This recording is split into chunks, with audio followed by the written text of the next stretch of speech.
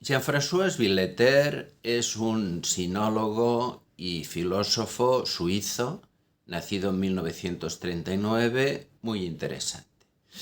Tiene pocos libros, o quizás solo uno que yo sepa, traducidos al español. Se llama Cuatro lecturas de Zhuangzi. Tiene otros muchos libros publicados en francés, por supuesto. Este libro, Cuatro lecturas de Zhuangzi, me parece muy interesante. Vamos a ver cada una de estas lecturas. La primera lectura se llama El funcionamiento de las cosas, ¿no? Lo que hace Villeter es primero explicar su método, que es intentar ir directamente al texto.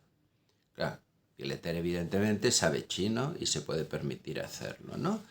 Pero esto, digamos, no solo es, en fin, una evidencia, o sea que lo mejor es ir al texto y leerlo, pero aquí en este caso entraría en, por ejemplo, en debate con François Jullien, que François Jullien plantea que para llegar a los textos clásicos, por ejemplo Zhuangzi, o por ejemplo Li Qing, o por ejemplo Dao Te Ching, hay que ir a los comentaristas chinos, porque ellos son los que permiten entenderlo mejor a lo largo de la propia tradición, ¿no? En cambio, Villeter considera que no.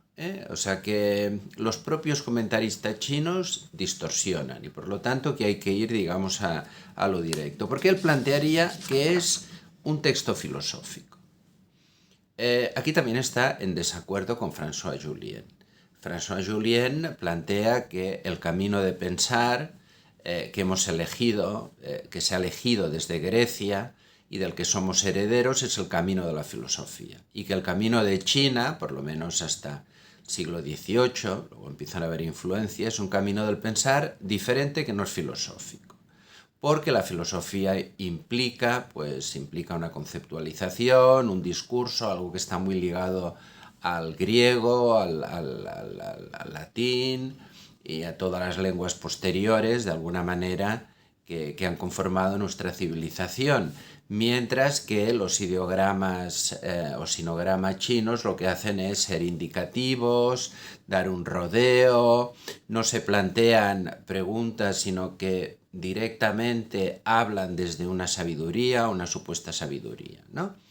Bien, entonces aquí en cambio lo que planteará Villeter es que la filosofía es una experiencia universal.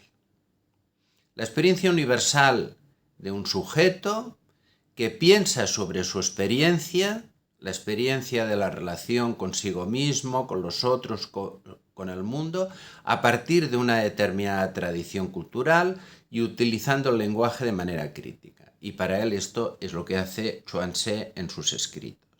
Y aquí, en este sentido, en esta primera lectura, lo compara con Wittgenstein. Lo que tienen en común es que los dos plantean que la actividad filosófica consiste en describir y no en explicar. La explicación siempre es una trampa, tanto para uno como para otro. Lo que tenemos que hacer es observar y hacer una descripción de lo que observamos, que a veces es la experiencia de lo que es totalmente familiar, de lo que es totalmente cercano, que se nos escapa, ¿no? Y esto para él es lo que hace Zhuangzi, dando una gran importancia a este saber mirar que depende de la atención, de un espíritu, digamos, activo, ¿no? Como ir a buscar como el sustrato familiar de nuestras actividades conscientes que muchas veces no hacemos caso. Entender lo más inmediato del aprendizaje, ¿no? La propia experiencia del aprendizaje, ¿no? Que para Zhuangzi, según nos dice Villeter, habría una primera parte que sería lo que llama el Gu, la procedencia, el Qing, que es entender la naturaleza, y el Min, que es el mandato, o sea, lo que hay que hacer, digamos, ¿no? Pero bueno, todo esto lo explica muy bien a partir también de fragmentos de Zhuangzi, ¿no? Y un poco cómo al final el resultado del aprendizaje viene a ser como una actividad espontánea que aparece cuando estamos suficientemente receptivos. Bueno, esto sería la primera lección. Segunda lección, la que llama los regímenes de actividad.